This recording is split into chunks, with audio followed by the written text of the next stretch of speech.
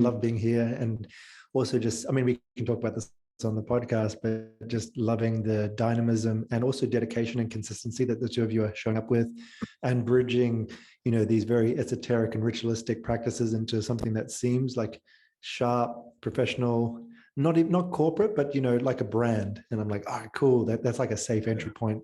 Even though you're going wild and deep, it's like there's a safe harbor to enter that wild water. So yeah, huge respect. And I love Journey, a huge part of my life, and open world theater is about questing. So yeah, let's go. I think we can't miss. This is all on point. Let's go, because this is all gold, realistically. Well, listeners, we've got a really treat for you here on the Journey podcast with Michael and Ryan. We are sitting in front and center with the man, the myth, the legend himself, Atlas Tallisman. Welcome, Atlas. Thank you so much for creating the time to be sitting with us. Ryan and I have been really excited the last couple of weeks since we've had this booked in to have this open chat with you. So welcome. Thank you so much, brother. Yeah, excited to talk about the journey of life. And I just respect you both as individuals. So I know that when we sit in front of each other and have this correro, we're going to bring forth what's needed right now. Oh yeah, absolutely. Wow. So whereabouts are you at the moment? Tell us where you're at with life. Where are you living? What's been going on? What's been happening? Give us a catch up. Currently in Tokyo. So I'm sitting in a place called Roppongi, and I'm working in a metaverse company. So essentially establishing physical spaces that can connect into Web3. So we're converting a hotel into a meta hub with gallery, recording studio, creating residence accommodation, all that kind of thing. And also partnering with live events, with galleries. So yeah, my world has transformed into very much kind of like a Neo-Tokyo futuristic metaverse dream, which is really exciting. But at the same time, I'm seeing this as a chapter. And we can talk sort of about my life in these segments, but I've dedicated from 40 to 45 to go corporate, which is an interesting kind of experience. I'm learning so much. Like it's just as wild as being like a renegade hippie on the forefront, nomadic, barefoot, homeless person, which I've been. It's wild and it's cutthroat, and it's just like, man, it's intense. But that's kind of my phase as far as where I am. I'm dedicating 5 years with the intention of learning all I can about the corporate structure, about the people that kind of make the moves and shift millions and billions around. And to be perfectly honest, I intend to make at least $1 million in the next 5 years. And then I'm just tapping out, and, you know, I might go out through it. Maybe there's a way to sort of continue it passively, but then I'm dedicating myself full-time back into questing and open world theater. But yeah, it's all part of the story. It's all part of the game. It's just another character. And that's something you always talk about, right? It's like playing the game, you know, don't let the game play you, but allow yourself to be the curator of your own life. And that's probably one of the biggest things I took away from working with you in open world theater. So what do you think the thread is that you can pull between these two worlds? The two worlds being open world theater and the corporate? Yeah. Well, it's on the stage. You can't get off the stage.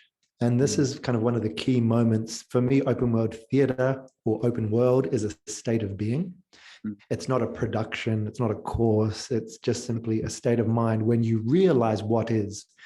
And there's no, like, open world theater can't be wrong, because as soon as it's proven to be weak, like, push that and then find what is behind that. Like, it's not about having a didactic, you know, methodology. It's about an inquiry into what is. And it's a state of being when you realize the truth, which of course is to some degree subjective. I'm not sure if we can find the objective truth as a human being, but really what it's about is realizing the open worldness of reality, and how society itself is really just this arbitrary imposition on the wilderness of nature and possibility. And I talk about this idea of like a personal apocalypse, where even though the world might not end, maybe, you know, there's not a completely overthrow of police and government, you can have these mini moments when none of that is relevant. It could be sort of an epiphany, a spiritual breakthrough, or it might be a tragedy, an emergency. Maybe someone tries to mug you in a back street, or there's a fire or an earthquake, who knows what it is. But there's certain moments when you realize the fragility of what we think is our baseline safety in society. And so that's really the moment of open world, is where your third eye or your mind's eye sees the invisible nature of all these funny little lines. We paint, a yellow line here. We put a stop sign here. We have a border on the map on the Atlas where it goes from red to green, or, all these quaint ways we try to hem in the infinite chaos of the unfathomable. And so for me, open world theater is simply a state of mind when you come to the realization of the infiniteness, and you can walk in any direction and interact with anyone. And it's purely agreement. If someone agrees to let you into the house, you can go. If someone agrees to marry you, you will. If someone agrees, etc., etc. So for me, there's not necessarily even two worlds. Like open world theater and the corporate world are not distinct worlds. The corporate world exists within the attempt to fathom what is. And for me, I guess it's the antithesis often, as far as an identity goes, of who we in performing arts, in embodiment culture, in activism, all this kind of stuff. We see us as opposite to this, wearing a shirt and tie and coming into 9 to 5 and making money for corporations, etc. So for me, it was important to not rally against something without being able to do it. Like I need to be able to be here in the boardrooms, talking to CEOs, making money, working 9 to 5, not even 9 to 5. I work like 8 till 10, like 8 a.m. to 10 p.m. And so it's not about rallying against something from the outside. Like I need to do it. And then I can sort of pick it apart from the inside. And I am seeing the difference as far as the culture. There's a lot of inability to sit with emotions. There's no embodiment at all. Open communication and accountability is not a normal thing. So there is a huge, aspect that's, in a different proportion to what I'm used to in the usual communities I'm part of. And yet people show up here every day. And there's just this, it's not a personal preference. And if there's like conflict, you just like hold because there's this dedication. I knew that was here. And that's why I think, there's that beautiful saying, those who love peace has to be as organized as those who love war.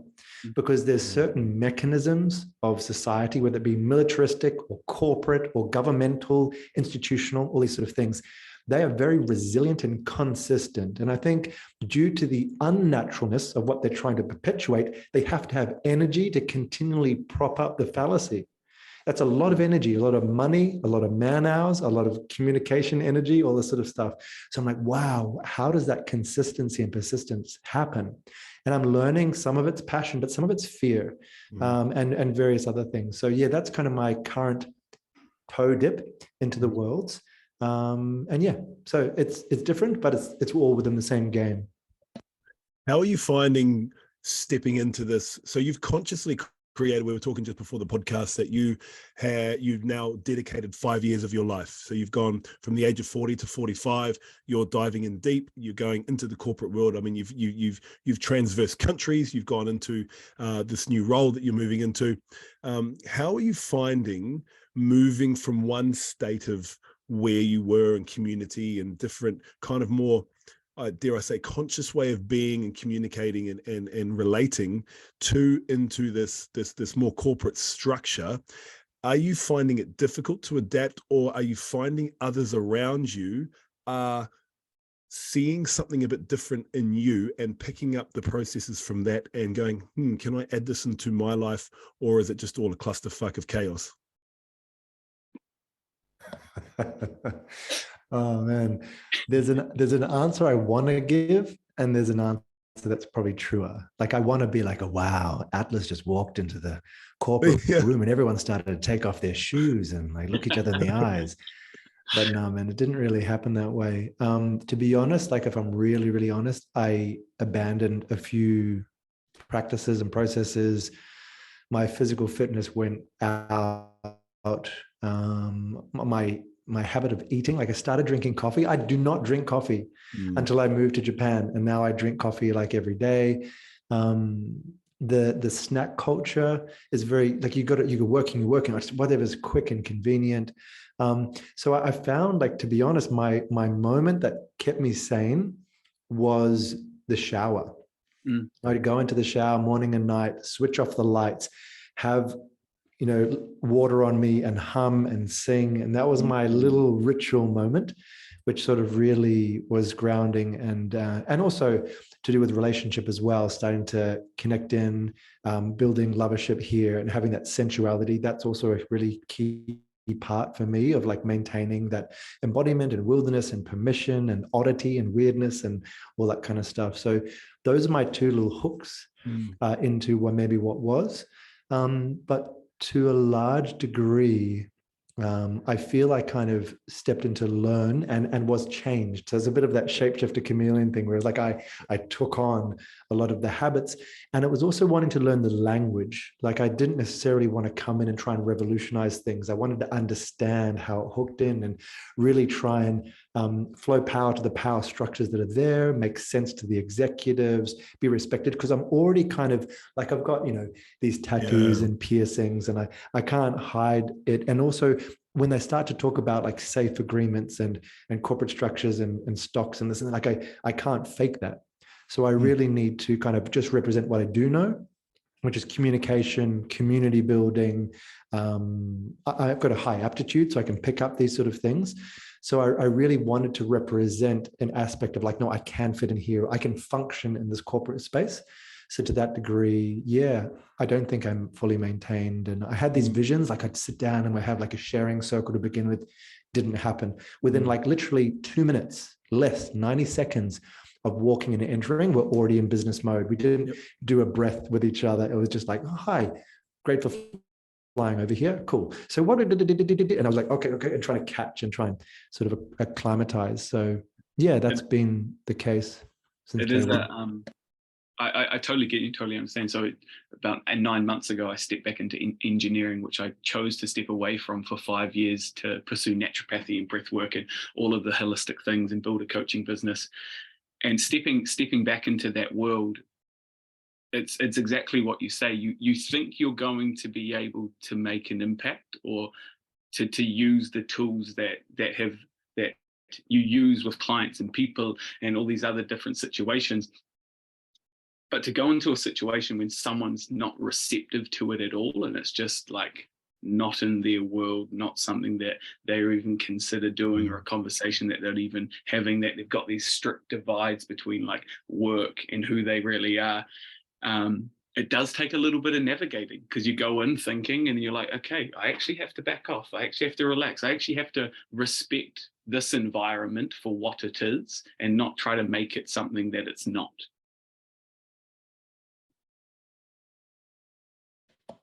Yeah, absolutely. I feel it's kind of like with any kind of evolution. If you look at Maslow's hierarchy of needs, or you look at spiral dynamics evolution of the individual or group, you come in with that base level need, like, have we made enough money? Are people safe around each other? And I guess the money leads to shelter and food and these sort of things. And then once you get through that, you can start to build the superstition and tribalism of your customs. And then beyond that, you can express your individuality, which maybe is where we go, hey, let's do something weird and freaky over here. But I think that at the moment, because of the stage, even though we're a big company, we've made this big transition, which is why I got a job in the first place. They're making this pivot from more of a hospitality, finance kind of company into more metaverse and Web3. So it's still kind of like a startup. So there's a lot of demands. We've got a certain runway, but we have to start making revenue. And so I guess we're still in that kind of red zone where survival. And so it's nice to be able to sit back and talk about the universe and do embodiment practices. But I think that comes later, once we've established our ground of survival together. It's I mean, we're kind of very much going through the same thing with our startup Beta, because we are putting the tools together that have helped us get to where we are. However, we're packaging them up in a way that can be received in a more what would you say, a more mainstream way, I guess. And I guess our theory is, it doesn't matter how you get through the door, just get through the door and then you can unload. And so this is where, taking our practices and our tools and things like that, we're very aware of the dialogue, of the language that we are using, of how it looks, of how it's just playing the game, and it's learning the rules, right? It's learning the rules to use the rules to your own advantage. And then you can obviously then create your rules once you can start clocking parts of the game. I mean, that's kind of life. I mean, that's open world. You know, like we are all in the constructs of this ever-changing evolutionary matrix world that we are in. So don't sit idly by. You want to get involved in something, we'll learn the damn rules. You know, you're not going to jump into a game and go, I'm not going to know how to play, but then I'm going to try and take it over. So I really understand what you're saying in that context, but I just want to pull it back a bit. How do you find that you so quickly fell into that state of, I've never drank coffee, now I'm drinking coffee? Is that a personal discipline thing that potentially might have dropped, or is that just, I am just so surrounded, even by such a strong conscious man like yourself, I'm so surrounded by such things that are all accepted as a mass, that you just fell straight into it, and then now you're drinking coffee, you're not eating properly, you are, you know, whatever else you're doing? Was that a personal thing, or do you think that was actually something you consciously went into? I think it's definitely a kink. Like I remember reading a book called J-Pod by, I think it's Douglas Couland. And I love, there's one character who's like normcore. So he just like is anonymous. He wears a nondescript suit. And I want to have the full experience. So it's like, I want to be in the corporate, I want to drink the coffee, I want to wear like I wear a suit or like at least a shirt every day. Not even everyone in the office does, but I do. And it's kind of like, it's this idea of like, I want the experience. Also being here in Japan, it's like snack culture is huge. There's all these cute little packages and like puddings and jellies and chips and this and that. And so, yeah, for me, it's a matter of like, I know what it's like to eat organic and to be fasting. I mean, I'm still doing, you know, juicing and stuff like that. I got my juices right here. So I do balance it out and I know how to, you know, refresh and keep myself grounded. But I think it's a conscious choice to have the full experience. And I think whether I know it directly or not, I'm also in subconscious or super conscious way, unaware that I've made a decision to kind of lose myself in the game and then come out of the maze. It's like you're just prepping for a role, right? You're prepping for, it's the character you're going into. You're going into this corporate character. You're going all in. So how do you remove self-judgment? How do you remove self-guilt and shame and things like that for processes you've created in yourself to keep you at a level so long that are so ingrained into you, and all of a sudden you're going, no, I'm going to just jump into this character now. So what's the processes to keep the judgment away? Just the scope of life, man, the scope of life. Like I want to slide over the finish line of life and I'm just absorbed and soaked in like the gutter and the palace, you know, like I want to have pixie dust and shit. I just want like the full scope. So I don't need to come through as a yogi who's shining and this and that, because that's just one aspect of the full human experience. So yeah, I love, as long as I know that I'm able to create something new. We feel the victim when it's like, I can't get out of this, I'm coming down. Whereas I know that I can stop eating this or that in an instant. And so I think that that's a key part of it, is just adoring the full kind of spectrum and scope. But I think another really key thing, particularly with open world, the training is preparation for the moment of life. And so it's creating a foundation where you can go in any direction. You're extremely dexterous and flexible. When you're called to action, it might be a split-second moment. Maybe someone pulls a knife on you or a tiger leaps out, or you've got to save someone from under a bus. So you might just have to do it for a few seconds, or it might be a long pilgrimage. It's like, cool, for the next year, you need to go and do this. And so it's not, you don't need to train while you're living. You train in preparation to meet the moment. And for me, this is just the moment. So I've been doing all that discipline. I've been doing all that good eating. I've been doing that sleeping and living in organically, so that I can actually have a foundation, which maybe will be eroded to some degree over a year or two, but I've kind of got that backup reserve because of the training to reach this moment. Oh, it feels good. It's super inspiring. I love sitting and chatting with you, you know, like the articulation that you can create with your words and your energy and your magic. It's this is why we've been so excited to have you on the podcast and have our listeners just hear these words as well, because it's so relevant. It seems so simple, right? It seems so simple. I mean, we all talk about, it's all our own choice, it's all our own creations, you know, all our own self-imposed prisons and our own ceilings, right? And so, but you're also cultivating the ability to step into character roles through your training. And I think that's a big key, right? It's the training for life,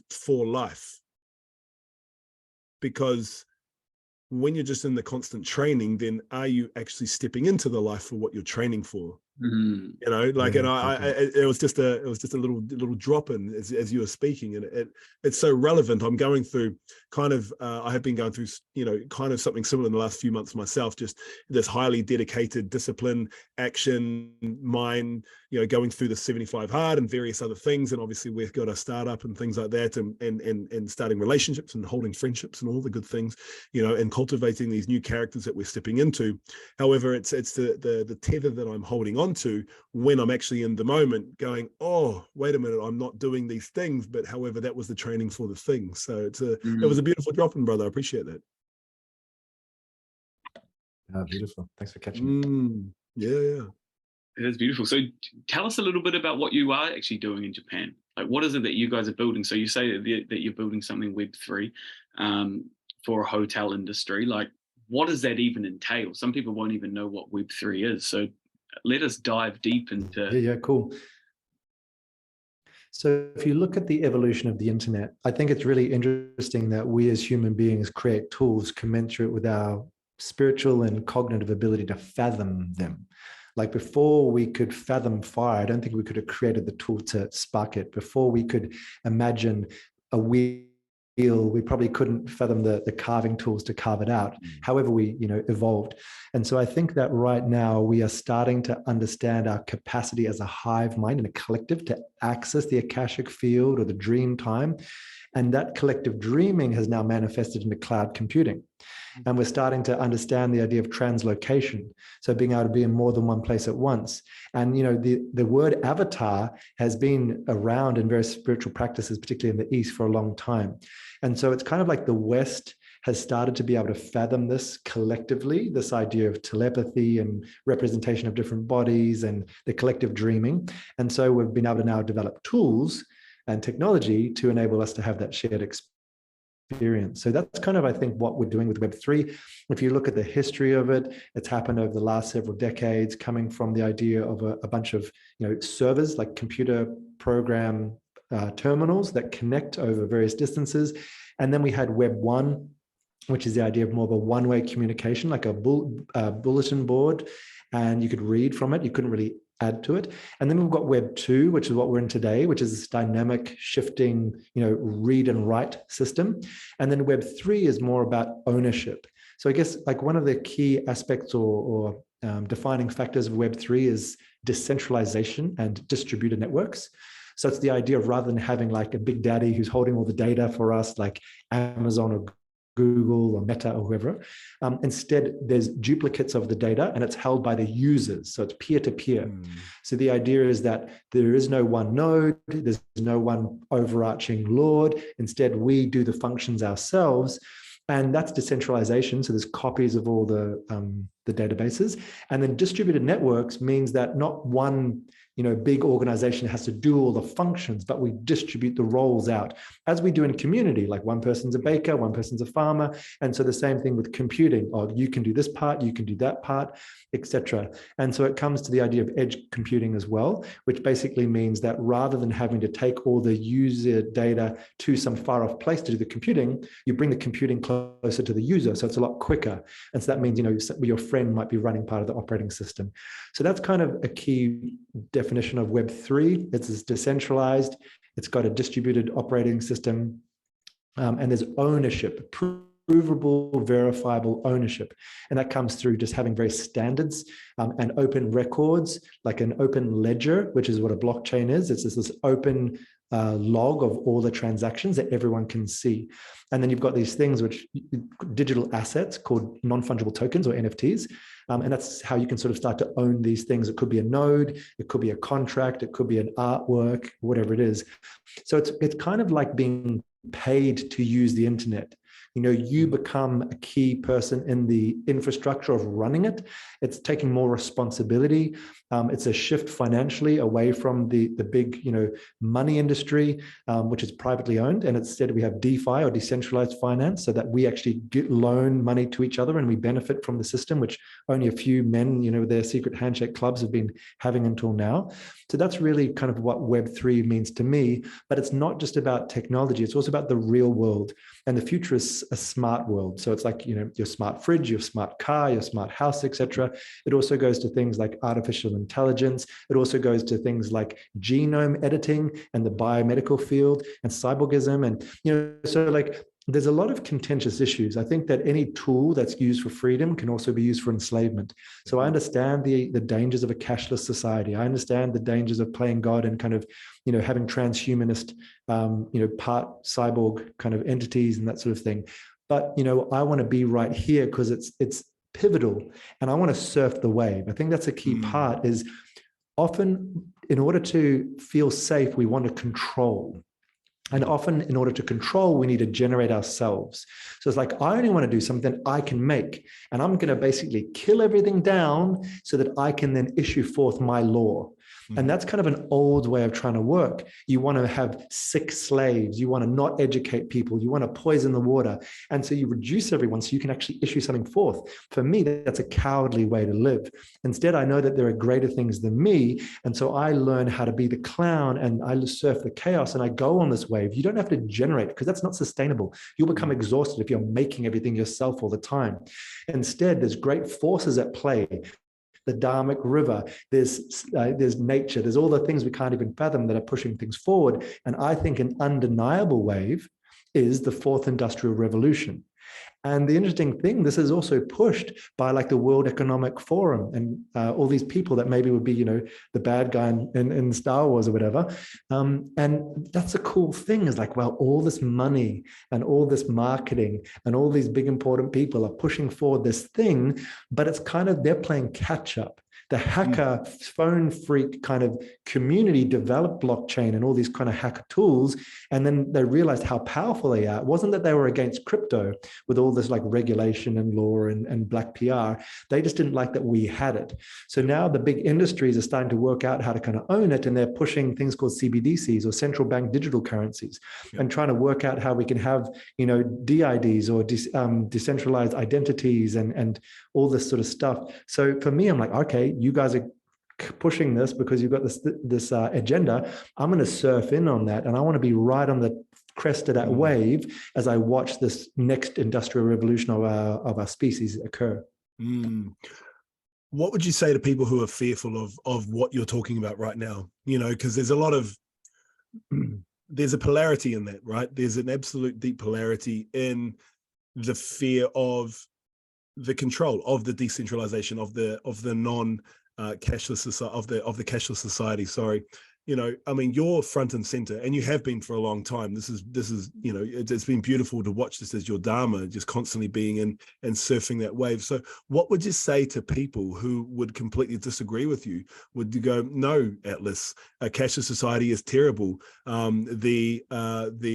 The bigger systems, BlackRock and all these, buying up all of the crypto and bombing it out and doing all that and shaking all the things up and causing all this friction and then creating a stance through the media that all this is terrible. What would you say to these people who completely only understand what you're talking about through the narrative of a negative concept, through negative storytelling, through a media blockade? I'm going to say two things. I think that more communication results in more feeling, which results in more sentience. And that, I believe, results in consciousness and a wisdom based on experience. So it doesn't really matter to me what gets put on the communication lines. If the communication lines are established so that there's more peer-to-peer communication, we've got more strong devices in our hands which can record things and communicate to each other. We've got more transparent ledgers of what's going on. And we've got more sensors and actuators, meaning things that can receive signals from the real world and then actuate or act on the real world to have this physical digital bridge. Like it's just like activating your central nervous system. So we as a species are building a neural network across the world. Now, of course, people would want to control that neural network, but I believe in the human heart and human humanity and our sentience that will grow through communication, and the empathy that will come from having this translocational reality, this haptic feedback. So like, vibrations in your senses, olfactory, tactile, taste, all that sort of stuff. So I just think it must lead to more understanding and more love. Like that's just kind of what I think. Even if you try and warp it, it's stronger. Like human beings are not the masters of the universe. There's fundamental things which are inalienable from us. And I think these inalienable medicines, like, oxygen, like sex, like certain things of tobacco or cacao and these kind of things, they were so powerful that they were either outlawed or they were tried to be co-opted by creating fast food versions of them through porn or through fast food or through whatever, they've been poisoned kind of thing. So it doesn't matter how big your wallet is or how manipulative your military psychological warfare tactic is, you're not more powerful than the underlying irrepressible human spirit. And so that's kind of why I'm okay, is because let's communicate, and we as a population are going to wake up and have more consciousness and more love. So that's kind of the first answer. The second answer is I'm not really for anything. I'm not a proponent or champion in anything. I'm just trying to face what is. And so that is a key part of my personal practice in open world theater. This is happening. Not because I want it to happen, not because I convinced my friend to buy Bitcoin. This is happening. Look around you. Look at the progress. Look at the AI on your feed. Look at where the news is. Look at where the money is. Look at where the technology. This is evolution. It's happening. So you can resist it or you can come to terms with it.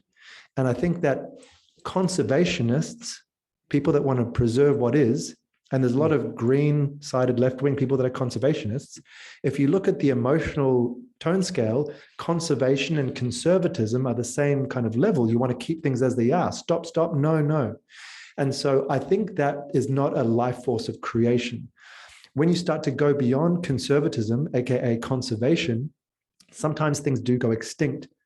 But life and death are a part of this existence. And I think that through our particular Overton's window, or our window of tolerance to understand what can be, we have a very limited perspective. It could be a few hundred years. When you look at the geological timeline and the huge pendulum swing of creation and destruction, there's always going to be death, and there's always going to be entire paradigm shifts away from what we comfortably know and are familiar with. And that is humility. It's humility to go with the flow. And this is maybe also the juxtaposition between being the author of your life and always causally creating. I think that there's also a room for humility and going with the flow and surrendering to something greater. And through that surrendering to greatness, you inherit the greatness, and it's exciting and it's liberating. And I do believe that everything we are robbed of is not essential to us. So even though in the coming age, and they say, oh, you will own nothing and you will love it. It's like, it doesn't matter the manipulative tactics. If you go in life full, you're going to be surfing the wave of what is, and nothing that is essential to you can be taken away from you. So it's just part of, I'm not sure if you've found this, but some of the most liberating moments in my life has been some of the most desperate. We as human beings thrive in tragedy. Our best qualities come out in emergency and accident scenes and catastrophe. Yep. So it's just kind of like we are these seeds, like in the Australian bush, that need the fire to blossom. Like, let's stop trying to always frame it as the baddie. We're in a game, and we need the villain and we need the hero. And so much of our mental capacity is pointed in the direction of trying to understand and trying to control and then trying to resist. It's like so much of that energy can be put towards learning how to surf the wave better. And so that's what I would say as a second part to that question, is it's not something I'm championing. I'm just trying to say, this is what I perceive is. It's absolutely creating in the moment, right? That's one of your main teaching philosophies, is find the opportunity in the moment and seek for it. And if it's not there, then you can create it. And there's the aliveness that will come alive, from your own essence, from the championing of your own ancestry, of your own creation, of what's in front of you. You can have the most indescribable subjective life moment by staring out at the window and being completely bored. right? If you choose to. And so I really enjoy that two-parter answer, because I think a lot of people, and especially now, it's that fear dialogue, right? It's that control. I need to control because it's a fearful of what's going on. I mean, us as a human race, we are escalating at such light speed, faster than we ever have before. And I think, for most people, it's a very scary situation to be in, because there's absolute shaking. But you're totally right. I mean, some of the best creative pieces of art, creative pieces of poetry, songs have come out of depth of heartbreak, have come out of depth of sadness and sorrow, of death. And this is where we can create from death. It's the seed germinating from the fire. It's the phoenix rising up from the ashes. It's the death and rebirth at the same edge of the coin, because they are the same thing. You cannot have rebirth without death, and you cannot have a death without a rebirth. It's the cycle of the human spirit that keeps being recycled. And I think we're going more and more into the amnesia of losing that. It's going more and more and more. However, there's a subset of humans at the moment that are rising faster and faster as well, and that keeps growing too, through the air quote awakening, I guess.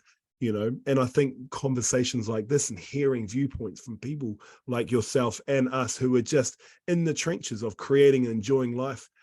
I mean, I've never felt so aligned in my entire life, but yet I've gone through some of the hardest shit I've ever gone through in my entire life. But it's the rebirthing and the death cycle, and it's almost like, fucking bring it on, like what next, and I guess it's the acceptance of the burning for you to trust in that going through it will be the other side, because most people can't see the other side when they are looking through the flames. They can't see the other side when they see a brick wall, although there's always going to be something there. But the trust, I think it's the deep trust in ourselves, and we're kind of, there's a massive cut down of it, and especially going through the COVID situation and going through all of that deep controlling through governmental processes, and then obviously through some countries militarized, and certain countries did better than others, and in whatever spectrum is whatever you think is better, right? And so when you're walking through that, you feel like you can be unstoppable. And so moving into this metaverse Web3 and all into what you're dealing with, I think it's a pioneering aspect. You're kind of like the new age Viking, and going into to new and conquering new countries. You're going and just being on your own boat that you've built, surfing that wave or taking that ocean and just going to the horizon, trusting that you will find something. And if you don't, well, death is just as beautiful. Yeah, the cyber Vikings. Let's go. Absolutely. Yeah, it's a beautiful thing. So life in Japan, brother. What's life in Japan like? I mean, how long have you been there for now? Almost 6 months. Okay, cool. And obviously a big culture change. So what's it like in the day-to-day life there? One of the things you really notice is the communal sense of diligence, but also obedience. So you go on the trains and they're packed, like people literally squashing in and being pushed, but there's no emotional reaction. There's no insult. It's just like people smashing into each other. No one talks. It's just this very kind of placid, there's no imposition in your personal space. So people they feel like they're in the bedroom. They'll be just looking at whatever. It doesn't seem to be any sense of being embarrassed about anything. They're not here to entertain you. No, they're not here to entertain you at all. Sometimes that can feel negligent. So if, for example, because there's all this kind of structure and obedience, then in the evening people will be drinking, and you'll see probably a higher percentage than in other cities where there'll be people stumbling around or throwing up or lying on the floor and that kind of thing, outside of the usual paradigm of work hours. But people also just walk around them or not pick them up, or it's kind of like you're left to your own devices in both the positive and the negative sense. Interesting. But the beauty I've found, so everyone here wears masks like all the time. It doesn't matter if you're out in public, if you're in a car by yourself, if you're riding a bike at middle of the night along a highway, always, always, always mask, mask, mask, mask. And I've started to feel like, that's just the thing to do. Sometimes they stipulate you have to, if you go into a restaurant or so, that you have to do it. But also this sense of togetherness. And I really get the sense of why it's like an usness. And so in the beginning, I was like, oh no, I don't want to wear it if I'm just out. It doesn't make sense to me. But then more and more, I started to see those who didn't. And there's this really elegant way. It's almost like this herd moving together, this quiet way of just not imposing and not needing to be noisy, not needing to be heard. And I saw the people that were not wearing it were gaijin, like me. So gaijin means outside person, and it's foreigner. And so I'd be like, you're there, you're not respecting the space you got. No, you're not reading the room, you're being loud, you're not wearing a mask. And so I wanted to be more like one of us. I wanted to be a bit more local because I'm living here now long term. And so I'm like, oh, cool. Like, it's kind of like observing a cultural thing. So it shifted away from observing a governmental ordained kind of medical edict. It became more like a custom. And I know that even before the lockdowns, the idea of having these medical masks was actually around for decades here.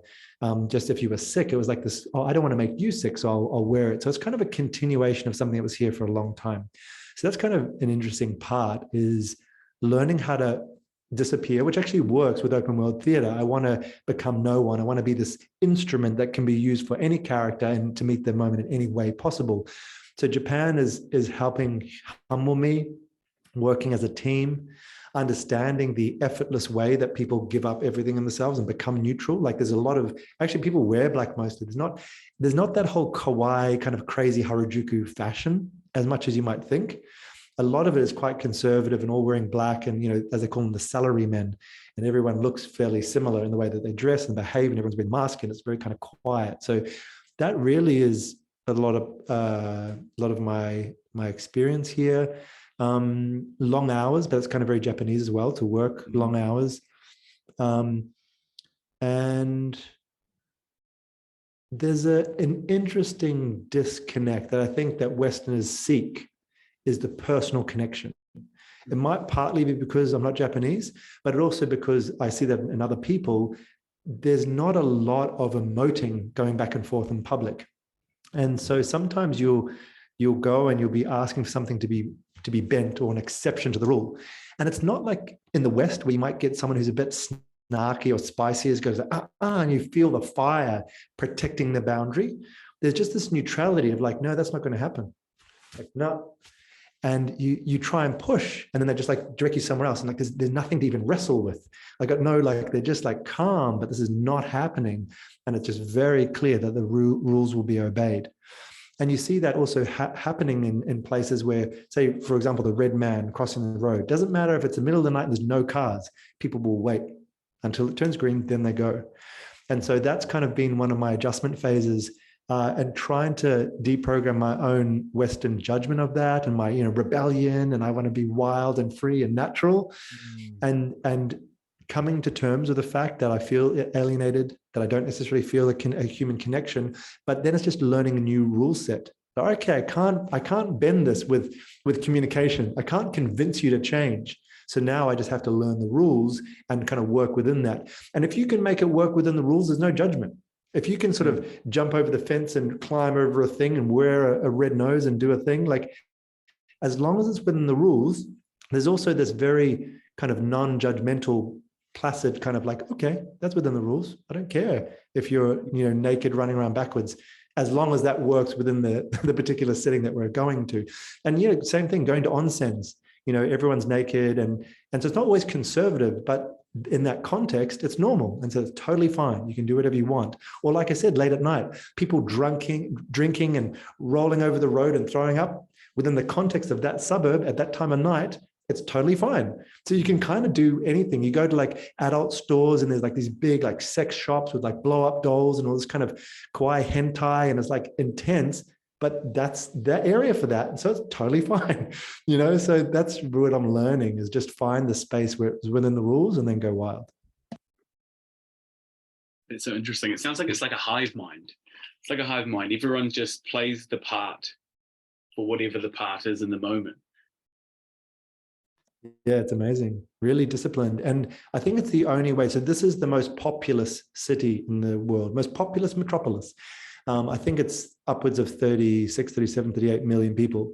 So I think that's the only way it works, is that right from an early age, there's this sense of community vision and responsibility. The roads are spotless. Like there's no rubbish. There's hardly any graffiti at all. There's no crime. Everyone just parks their bikes without being locked to a pole. Like it's really amazing. It's very safe, very clean. So yeah, it's a whole other way of living, and it brings a love for me into diversity, and it brings a love for me into difference between nationalities and races and time periods. And it's like, it's different. We're not all the same. Like we're not all the same, but it works really well. And I've got to kind of defragmentize what I think it means. It doesn't mean anything other than what it is. But yeah, it's definitely very different. There's something different here on an energetic level, on a mental level. And it's like, it's deeply ingrained, a shift, and it's amazing to learn it. You could easily look into that idea of control, right? And looking into like, well, these people have no personality. They have nothing else going on. They're just sticking to the rules and listening to what the government says. They're not going to question anything outside of the reality that's been created for them. But it sounds like what you're saying, though, it's not even about that. It just is what it is. And to read into it is actually just taking away from the experience. It's taking that Western mindset and the idea of how I think things should be, and understanding and the way in which we grew up with freedom and personality and expression and emotion in any situation, you know, even if it is breaking the rules. But it's just like, no, this is what they do. They respect the rules and they're happy with it. You either respect the rules or you get told to respect the rules. Yeah, and I cannot say what it is. Yeah. Of course, like I'm only here for 6 months. There's no way I can give an accurate, summary of what Japan life is or what the psychology of the culture is. I don't even speak the language. Like I can't. All I can do is kind of my experience of it. And yeah, that's right in my face. And the first thing that occurs as a gaijin as to the life, day-to-day life here. How are you finding with your tattoos? Because I know.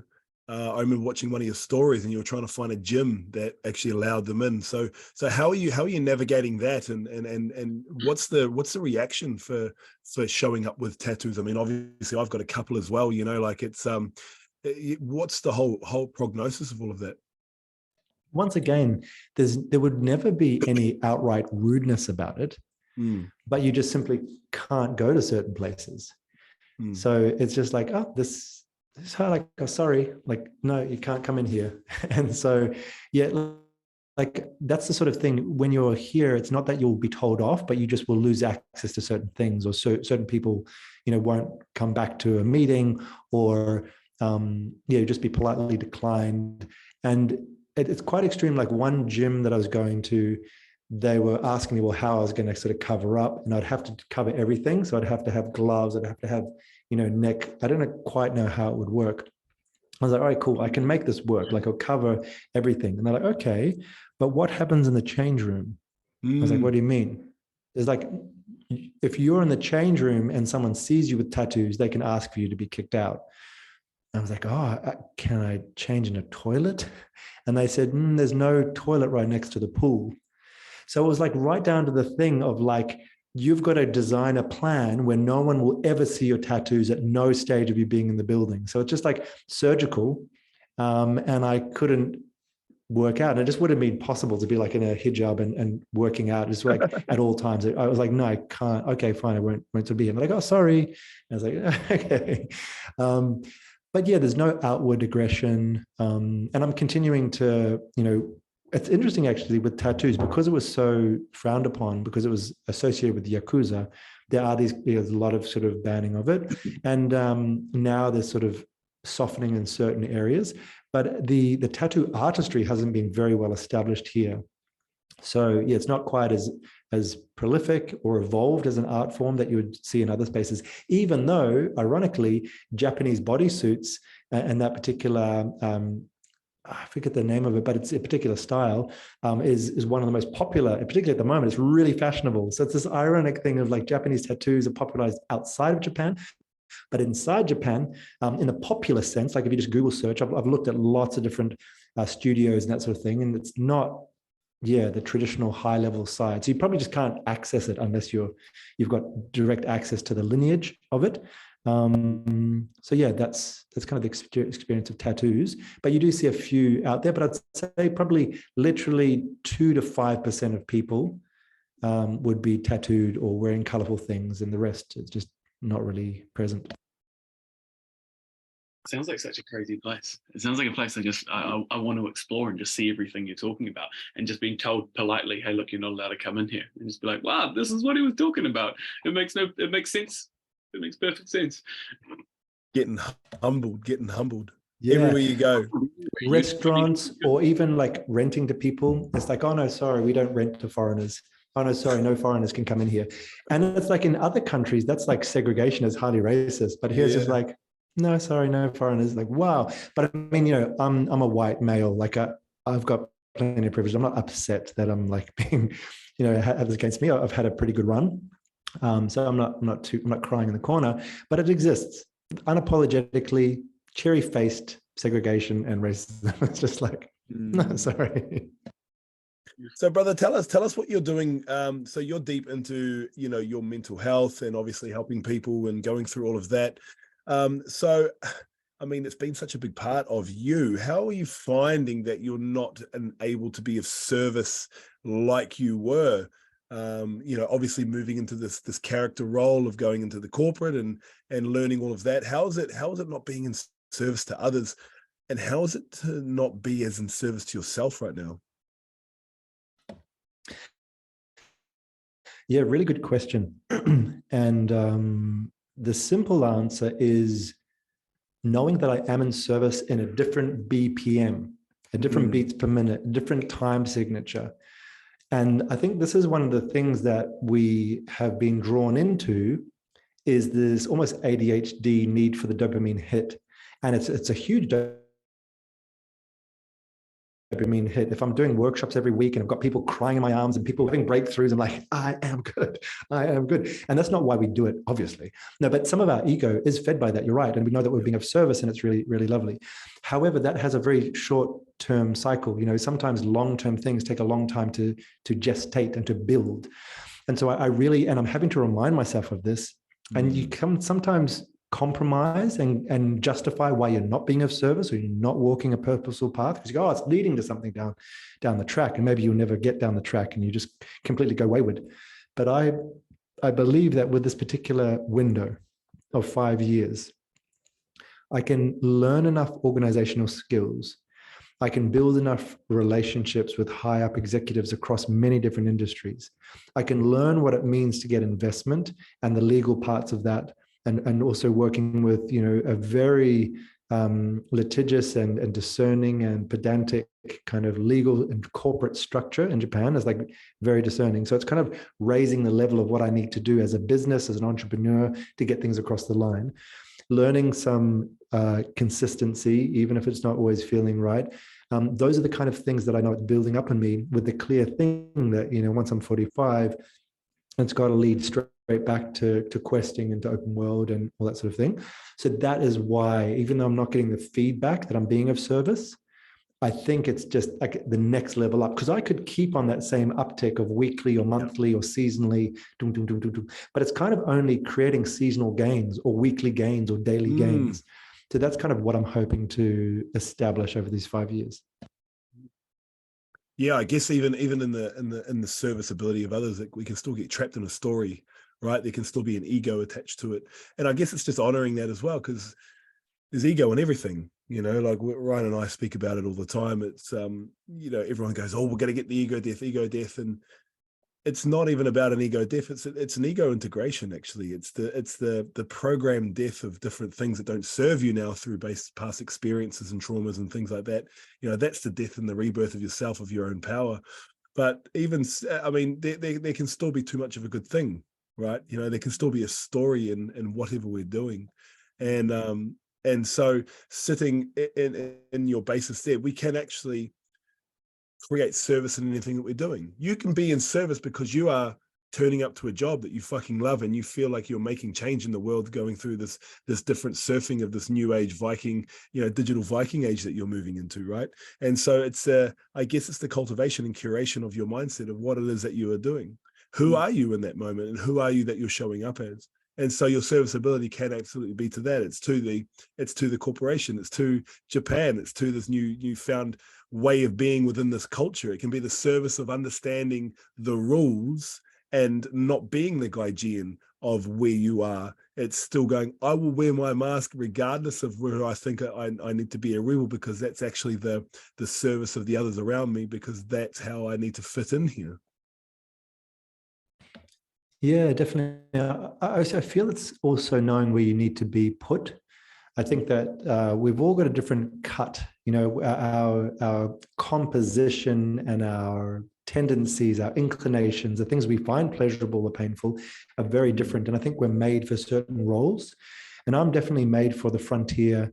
I can go in cold temperature or hot temperature. I can not eat, or I can eat a lot. Like, there's a certain thing that I find quite pleasurable that other people don't. And so it's like, oh, I'm kind of made for this kind of environment. So I guess whenever I feel that there's a certain mass movement in a particular area, I'm like, well, what's the periphery of that?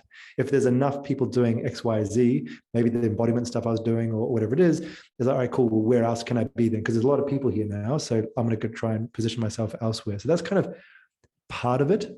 And then I think it's balancing our personal quest and our group quest, and knowing that we need to continue to evolve personally in order to fulfill our roles to the group. So sometimes, yeah, it might be a matter of not showing up to be of service so that you can go away and do that work and chip away at yourself and become this next version of yourself. And so I think that's a key part, because a lot of my teenage years, I rallied against the alpha male. I didn't want to seem masculine. I had really long hair. I would wear all these different colorful and tight clothes. I would kind of experiment with makeup, or I just like try and be kooky and weird and not like play footy and fix cars. Like, I didn't want to be that kind of archetype. And a big part of the last few years has been integrating that. It could be the dark masculine. It could be being more commanding in a romantic and relationship setting, able to guide and protect and direct things.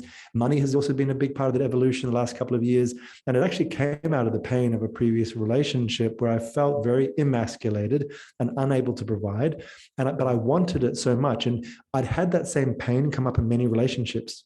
But there was something about this recent relationship that made me just hold on and face the inadequacy, my inability to provide. And I was like, oh, I don't. And usually I would just like bounce the other way. But this one had a magnetism that I wouldn't avoid. And I sat and it broke me down, and it was very humiliating, but it was a catalyst. And I was like, that's it. I'm sorting this out. I'm going to become money obsessed and work this thing out. And over the last couple of years, it's a completely different story. The income bracket and the people I'm around and the resources I have access to and all that sort of thing. So it's just my personal evolution to become more integrated, which maybe I'm also tending to at the moment. It's a powerful, I think the world needs more of that as men to step into masculinity. We speak about it a lot.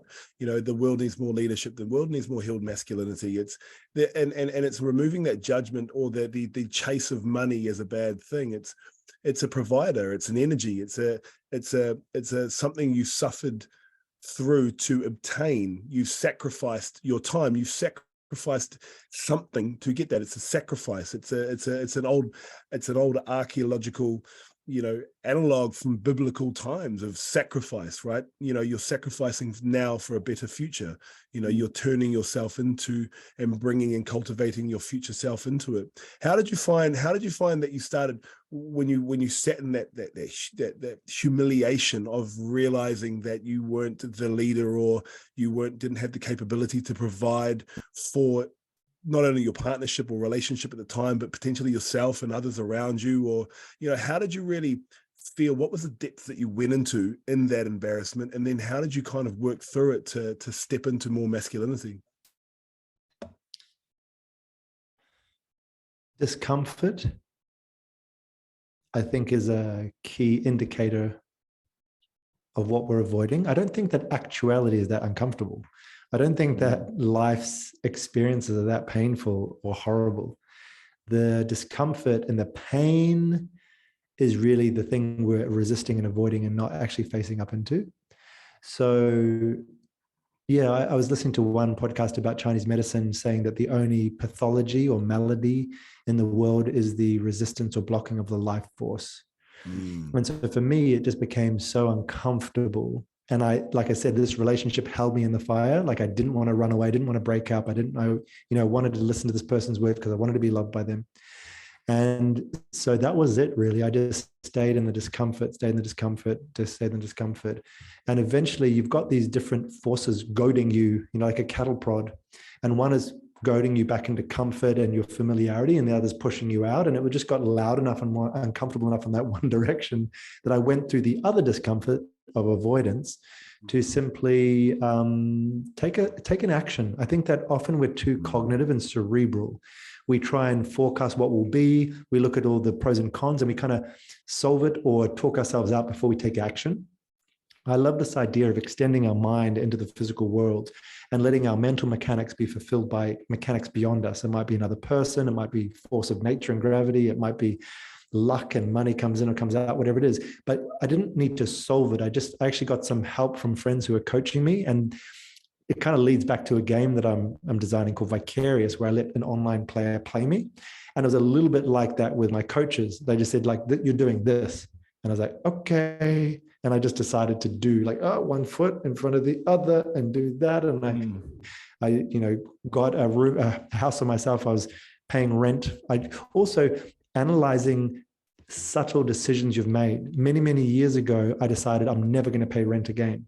And that kind of held, which means I ended up living in either on friends' couches or having I'd be on site when I was making festivals, or I'd live in my parents' garage. And it just perpetuated for years and years and years because I hated the idea of just wasting money towards someone else without owning a space. So I had to directly go against that and break my rule by putting bond down and paying rent. And that was in West Auckland, England, the place. And so, that kind of shift was another one. It was breaking my own kind of rules. That was kind of what got me there. And so I think for me, that's a key thing, is just like feel into discomfort and imagine you could have no avoidance. I think that's the only way to be open in life, is that you can actually be with and breathe and face any aspect of existence. So I think it's a really great process. It's simply it's not to say like punish yourself constantly and just be like doing all the horrible things in the world. But I do think that there's some discernment needed when we are always trying to go for comfort. And it's a really easy practice. Just look at all the things you're avoiding and go and experience it to know that you can. Sure. Something that I always talk into is it's not so much about the pain, it's actually the contraction that's around the situation. It's like that we all know it and we all feel it. It's not so much the physical pain of something happened, but it's actually knowing that we're contracting energetically to a situation that's potentially going to arise from the action that we take. Whether it's contracting and choosing not to say something, or contracting and choosing not to take a job, or the contraction around the idea that you're never going to pay rent again. You're like, well, if I step out of that, I've broken this rule that I've created. And it's actually those moments or those feelings, or those energetic shifts that we have inside us, very subtle most of the time, or very, very loud most of the time as well. All right.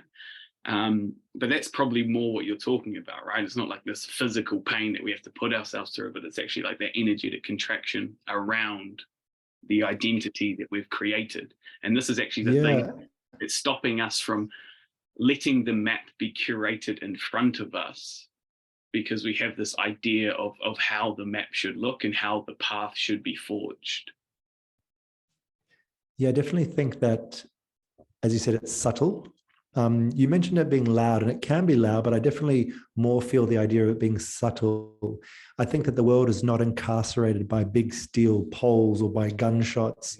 It's the gentle, insidious discomfort and avoidance. And that is where the true prison resides. I think if things become too apparent, it causes mass uprising and we just go and do something about it. Unless we're totally in apathy, in which case we buckle to that as well. But at least then it's in our vision, at least then we can perceive it. It's the things just in our peripheral awareness that we can't quite see. It's the subtle thing of like, oh no, I'm just going to sit down. I'm just going to eat that thing, or just this one time. It's like the gentle wrist of the warden that sort of keeps us locked in, which is why it's also sometimes hard to catch, because it's not always very obvious and evident. And I think that's why it's so important to do things like fasting, or to really unpacking the big charge and trauma, so you can be more aware of the gentle shifts that happen in a conversation, that little bit of charge, that little bit of resistance, a little bit of judgment, all of that kind of, it's a fine art, where I think that the true lock click will happen to truly liberate our species.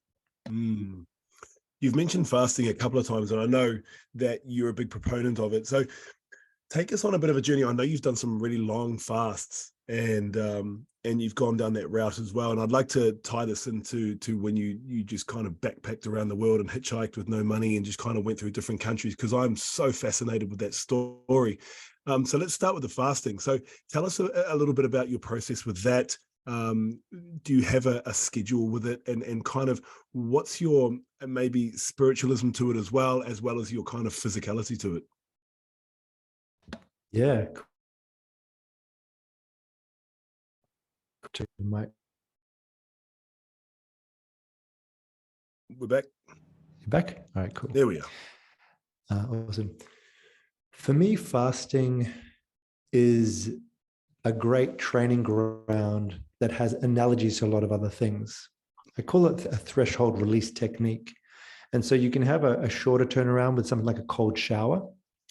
You can also do it with abstinence or sexual retention and celibacy.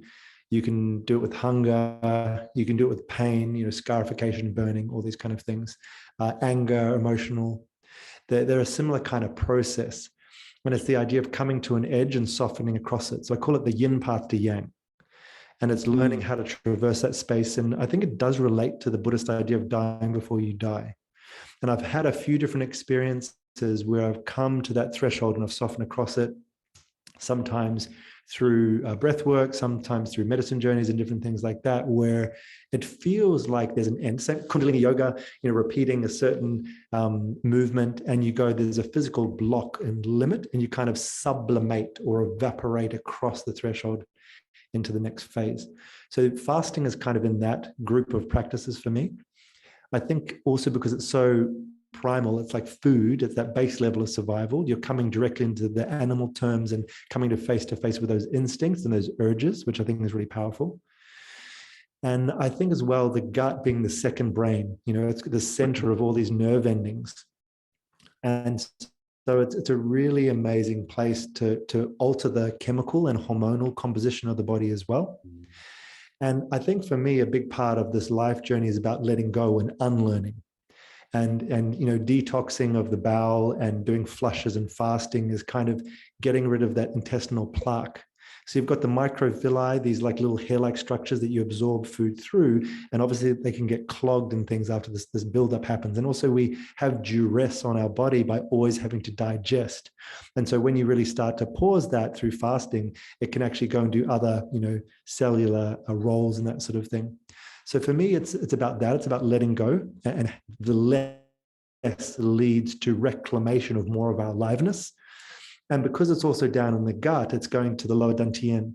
So there's like energy source. Also in Kundalini yoga, there's the spiral at the base of the spine, and Qigong and Neigong and all these sort of things. It's this kind of seat of your power. And so it's coming right down into this area where we can generate that energy and find a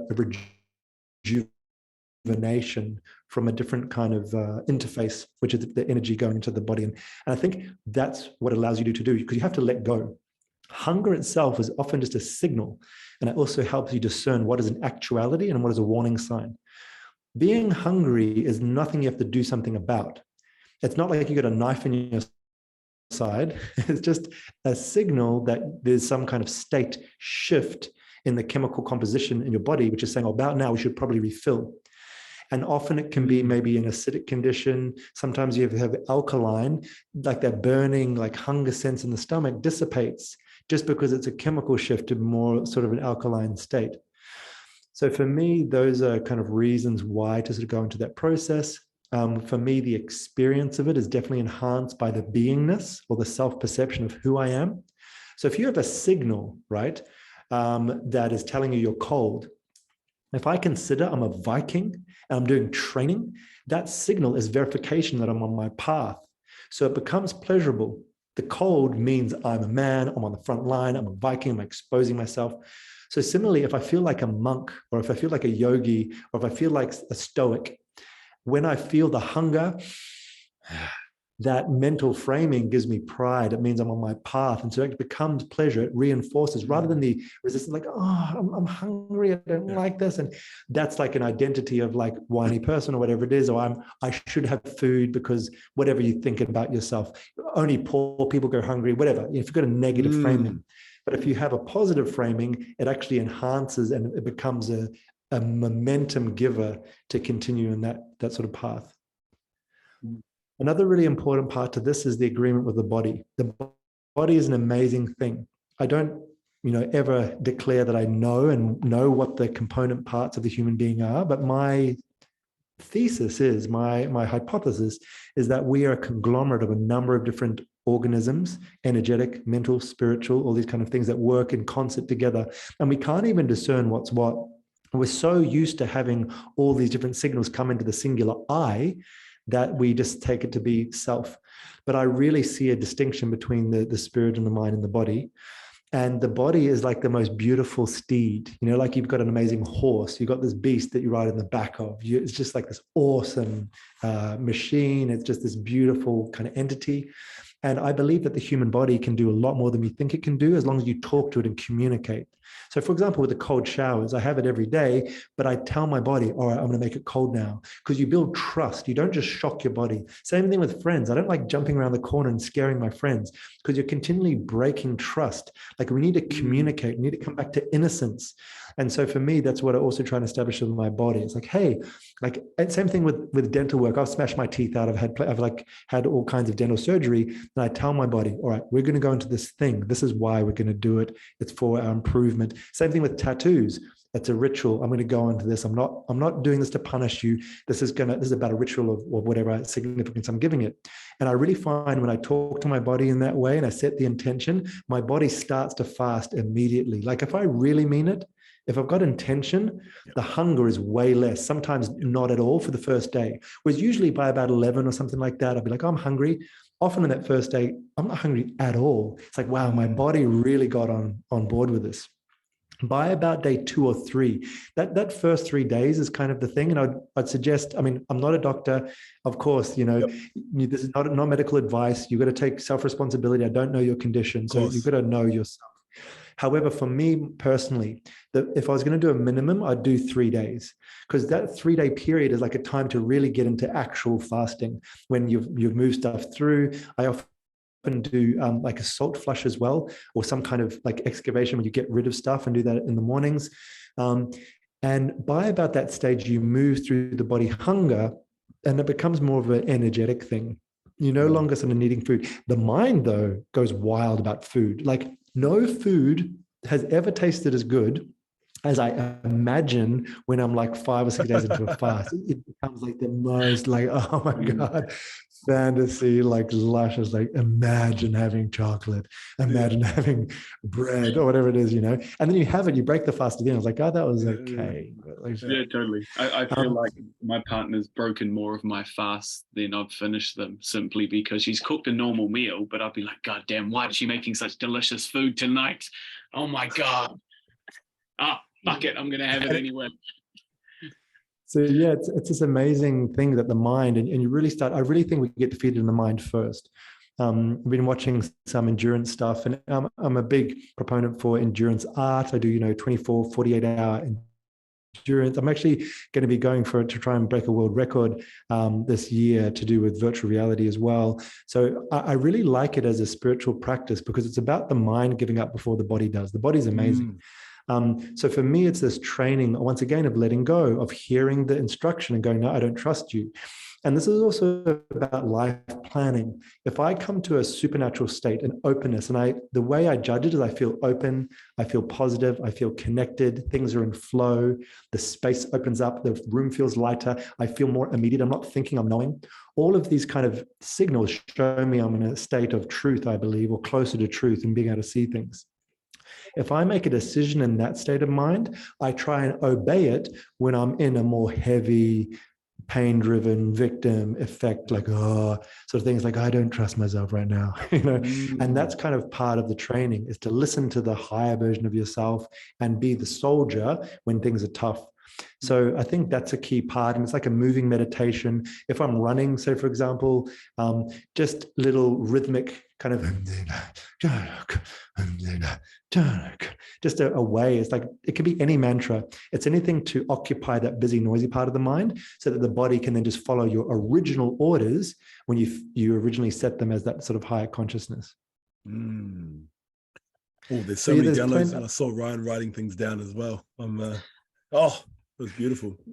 Yeah, there's so much. Like we could keep talking about fasting. I just don't want to take up the whole thing about fasting, but yeah, there's plenty more to talk about it. But just handing back to you if there's anything else. Do you have a routine for it, or is it a calling, or when do you do it? Yeah, it's definitely an intuitive calling. I don't have like any systematic way of going on and off. Because the diet, like the inner biome, is such a source, I believe, of the external well-being and the mental state. If I feel like there's a violation, it's a really good way to reset. Sometimes I do it with a calendar. It's like a time for like a seasonal reset. I think I would start with some kind of fast. Other times I can just tell there's this mucus layer or there's this insulation building up between me and life. It's time to do another fast. I do it as well for clarity. I think that talking about subtle energies, when you fast for a few days, by about day 4 or 5, you really get into quite a spiritual conversation with God. There's this much more electric, energetic, kind of esoteric conversation going on. So I think that's a big reason why people do it on vision quests and that sort of thing, because you actually become, it's not that hard for us to become spiritually connected. We're just so incessantly bombarded with stimulus all the time, whether it be through devices or food or problems or social noise and gossip and all this kind of stuff. If you put someone in nature and they don't eat for a few days, most people start to, remember their lineage or, be autodidactic, teaching yourself to be observant of life. You don't have to be taught by anyone else. You just have to observe and sit back and listen. And so I think fasting is a great tool for that as well. And then, I do it intuitively. You start to feel like any kind of flow state, whether it be jazz or freestyling or surfing or contact dance. Fasting is a similar kind of thing where you start to feel that process, and it takes a few days, but you go, cool, yeah, I'm in the seat of it. And I think any of these kind of practices teach you them themselves. I found that with breath work as well. Breath work taught me how to do breath work. Now, admittedly, I was initiated by someone who breathed me. This is down in Melbourne. And that was through summer healing yoga. And Amy took me through these 10 sessions, which was amazing. And then I also did sort of study for a bit. But after a while, it was like, even this external reference point is an imposition between me and the source of this practice. And then by doing breath work, I was learning all these things, and I was standing up when I needed to and down and bending and, all these kind of things. So I think fasting also initiates you into this autodidactic state of intuitive learning and observation. And so that's as far as, do I have a system? No, I go into it and I feel, and then it takes me and leads me where it needs me to go. It's like that conversation you were talking about, very similarly, how you have a conversation with your body's having that conversation with you. It's sort of guiding you and being like, okay, no, I'm feeling dysregular, as you're saying, I'm feeling this mucous membrane over my life, when that actually represents what's going on in your intestines and your digestive system. So you're just listening to the conversation with the body, right? Exactly. I reckon at least 60% of people who are listening to this will probably fast the next day, because that was I feel like I want to fast right now. Like it's so clue, and it's so easy, and it's so simple when it's reminiscence, right? And that's most things in life. They really are. We overcomplicate things, and then the stimulation creates the complication as well. It continues the complication. Whereas, as you said, stop eating for a few days, have the intention for it, go into nature, and you will sort most of your shit out. You know, it can actually bring you back to homeostasis, that nice baseline level of rigidity of the human experience, of the spiritual experience at the same time. And you can really just have some clarity on some things. I think one of the massive benefits for me, so I was someone, I've got a fairly high metabolism and I was always snacking, and I would actually have anxiety if I left the house without money or a snack pack lunchbox. And so when I knew I could just leave the house and at some point that night I'd come back and I could eat then, I was like this baseline survival fear and worry just left. And so I think for me, and this kind of leads into going across country, like food and shelter, right? Baseline. If you know that you don't need immediate food or immediate shelter, that's when the state of open world opens up. Because you imagine if you never needed to eat, if you never needed to sleep, if you never needed to be protected from the elements, suddenly life would have a forward dynamism where you didn't need to return home to your safe little cave and fridge. And so that's the kind of significant shift, that baseline fear, which is totally not necessary because you can easily go for a few days without food. That baseline fear completely was eradicated. And I could just feel so much more equipped with my baseline isness of my body to go and meet the world without preparation and without, holding a breadcrumb line back to race back to the fridge when I needed.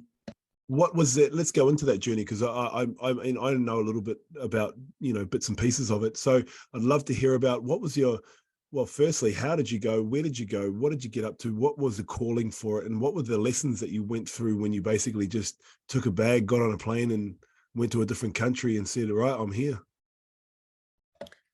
So yeah, there's a few different journeys. I've done it numerous times in different contexts. So the first time was going across Australia. We called it From Nothing, and I did it with two friends, and we took a video camera. And so that idea was wanting to tell a story, wanting to have an amazing adventure with some friends, and also wanting to prove that the true economy is human and it's not based on any other secondary element like a coin. So yeah, we just went from Sydney, went right to the center, through Coober PD, and then up through the center, through Alice Springs and up to Darwin. And I can sort of tell you about that journey, but I kind of want to tell you all the different ones. So that was the first kind of one. That was in 2011. And then later in 2013, I think it was, 2013, 2014, 2013, I was in New York. And I was hanging out with some people. We called ourselves the Infinity Kids, a really cool group of people. And we'd have these artistic and these spiritual kind of jams. And one night we were out on the street and talking to people in cars and in shops, and we were in this flow state. And it was like, I can't go back. I have to be in communication with the world. And I still think that doing what I'm doing now is in violation of that moment of realization, where it said to me, or the self-realization was, you don't need to prepare anymore. You're equipped with what you need. All you need to do is converse with people. That is the medicine you're here to bring. You're ready now. And so that was kind of the command. And that was the feeling of integrity. That was the sense of passion and purpose and what I was here to do. And so the next day, I just went on trains and I just started to stand up and say, hey, I'm Atlas. Well, I didn't call myself Atlas at the time. This is my other name, Bravo. So I said, hi, I'm Bravo. I'm an artist from Australia. And I believe that we're being artificially kept from each other. And I understand why, because when I see us on TV, I don't like that species. And I see all this war and this rape and this injustice. And I want to be as far away from those people as possible. But it's not me. So it's probably not you either. And I think that with our inequality of economy, it's an injustice brought about through that fear, because there's probably a surplus and a deficit that can be brought into balance if I just know what you need, because in each of our industries, we often have a surplus. And so maybe we can share right here and now, and things are going to balance out. So I had a similar kind of dialogue, train after train after train after train, with all these strangers. Some people responded well, some people didn't. Some people gave me gifts, some people exchanged emails, etc. So it was this kind of bringing myself through the discomfort and embarrassment out to the public space and just communicating. And by communicating, you're shortening the difference between idea and action. You're starting to put your inspiration into reality. without a lot of filter, just go, go, go, go, go. And I started to get this hit of just make sound. Don't worry about words even, just make sound. So I got off a train and I started to go, and that's obviously umming, but for me, that was, I think that umming is such a natural thing to do, and it's become this yogic thing, and it's got the symbol, but I wasn't thinking I'm going to it was just, I'm going to make sound. And that just happened to be what my mouth kind of did. And when I was in this state, and you probably know from breath work and from singing and, all this kind of thing, you start to feel the chi a little bit more, the prana, the life force starts to be more evident. And I call it the third space, which is like it maps directly to the physical space, but it's more of energetic in nature. So I saw an energetic tunnel in front of me going through the wall and out across America. So I was in New York. I'm not sure if I said that, but I was in New York when this happened. And so I was like, I know I just need to walk that path. So, but the channel that I saw was so far, it went through the subway. So I had to get out of the subway. So I walked up to the road and I just walked in that path I saw in that direction. And I started to see the beautiful choreography. I was like, I don't need to stop for anyone. Like everyone's moving around me. This is cool. I'm just going to keep walking. So I was going across pavements, going across roads. Everything was green. It was all good. And then someone from the side said, hey, I want some of that energy. This guy, like this is literal, exactly what happened. This guy in the crowd said, I want some of that energy. Put his hand and gave me a high five. And I'm like, yeah, that guy. And they're gone. My hand started to lock up into this shape. When you get tetany from doing breath work. So they started to get tight. And I was like, oh, my body's trying to hold this energy. I'm generating energy. I might need to use this in some stage. So I kind of held it at my belly and lower dantian, still going home. And then I'm like, my mouth started to get tight. I'm like, I don't know how far I'm going to go. I need to get some support. So I got my little mobile phone. And I called a friend of mine. I'm like, I'm down here. I don't know what's happening, but my mouth is getting tight. My arms are getting tight. So I told my friend where I was. And he goes, cool, I'm going to come. I know where you are. And so then I was like, cool. I knew that probably if I stopped umming, this would dissipate. But I'm like, no, I want to see how deep this goes. So my body started to fold up. And there I was lying like kind of this, I felt like a lotus flower that was contracting to this bulb. And so I'm getting smaller and smaller, and everyone's walking past me, ignoring me, until this one guy, I guess you'd consider him to be like he's bedraggled and kind of like worn clothes, probably like a homeless kind of archetype, comes up to me and he goes, hey man, are you okay? Breathe like this. And he slowed my breathing down. I'm like, okay, cool. This is a life moment. I'm going to go with it. So I kind of stopped doing umming. I followed his directions. I calmed down. And then for the next like half an hour to 45 minutes, he was just giving me a life lesson after life lesson. He wasn't asking, he was just telling me. He goes, where are you from? I'm from New Zealand. He goes, you'll have to learn to fly before you leave New York. People come to New York to speed up the revolution. While he's talking to me, this guy jumps between us, hits the sign, drops back, he's walking backwards and says, are you famous at McDonald's yet? And then went off into the crowd. And then the guy said to me, like, do you know that guy? How long have you known him for? I'm like, I don't know who that was. And he goes, interesting. His ancestors were sharks. And I watched this guy go off into the crowd and he's got like black slicked hair. He's got an upturned nose and he's not stopping. He like goes off. I'm like, that makes sense. And he said, do you feel the cold wind? And like, and he says, they have been aware that you've stepped into their realm. And as soon as he said that, there's this other layer of communication. I was like, I get it. When you start to do these practices, you kind of go interdimensional, and it's almost like a new person walks into the room. It's like, what's Atlas doing here? Who are you? And I was like, I'm out of my depth. I don't know what I'm interacting with. Like, I realized I had to kind of take a few steps back. And he said, so that, they've sent the wind because they need to free something in you because there's some kind of physical adjustment. And he said, when they send the cold winds, it slows your metabolism and body, and then they can sort of do some work on you. So some people are happy you're here, but the shark people, they didn't want you here. So they sent him to kind of scare you off. At this point, the shark guy walked back the other way, but kind of looking confused and purposeless. It was almost like, I don't know what they're doing. And he walks the other way. And then this guy started to tell me a bunch of other survival things, like if you're in the desert, this is how you get water, ... And then my friend arrives. And then I'm like, oh my God, there's this like amazing guru guy, like been telling me all this stuff. And the guy's whole demeanor kind of changed. And he started, like the words were a lot less coherent. And I'm like, can I film some of the stuff you said? And he's like, no, that was just for you. And I go, just that thing about Superman, like, how I have to learn to fly before I go back to New Zealand. Can you say that? And he goes, okay. So I put up my phone and I recorded him. When I looked at that video the next day, there's no sound. no sound on the recording. So yeah, I really think that these electric devices plug into our energetic fields, and they're interesting kind of extensions of that whole realm. Anyway, my friend walked me through some Tai Chi. We're doing some kind of release of energy in the space. And I was, platitude back. And by this stage, the guy just left, that wise guy it was obviously just like a one-on-one kind of message for me. And then I was like, hey man, like I am going to walk across America. And my friend was like, okay, cool.